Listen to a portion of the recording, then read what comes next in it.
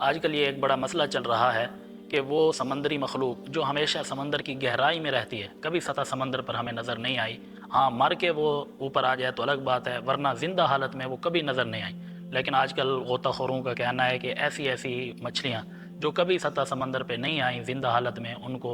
وہاں دیکھا گیا ہے، وہ سمندر کی گہرائی چھوڑ کے اوپر آ گئی ہیں۔ اسی طرح کچھ عرصہ پہلے بہت ساری ویل مچھلیاں مردہ حالت میں پائی گئیں۔ اسی طرح بہت سارے کچھوے لاکھوں کی تعداد میں وہ سمندر چھوڑ کے باہر نکل آئے،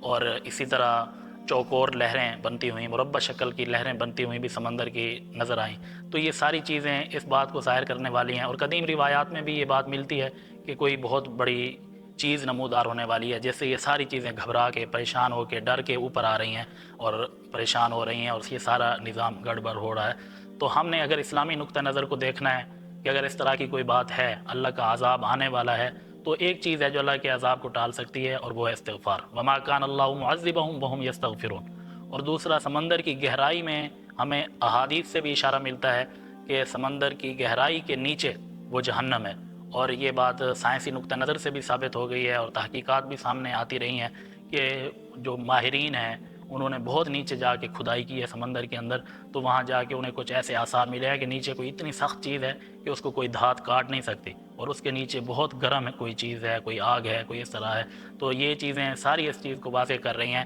کہ یہ قرب قیامت ہے، فتنوں کا دور ہے، آزمائشوں کا دور ہے، اور بہت زیادہ ہم اللہ کی نافرمانیاں کر رہے ہیں۔ تو یہ دوسرا عشرہ جو مغفرت کا ہے، کثرت سے ہم استغفار کریں تاکہ ہر قسم کی بلاؤں سے، وباؤں سے، پریشانیوں سے، آفات سے بچ سکیں۔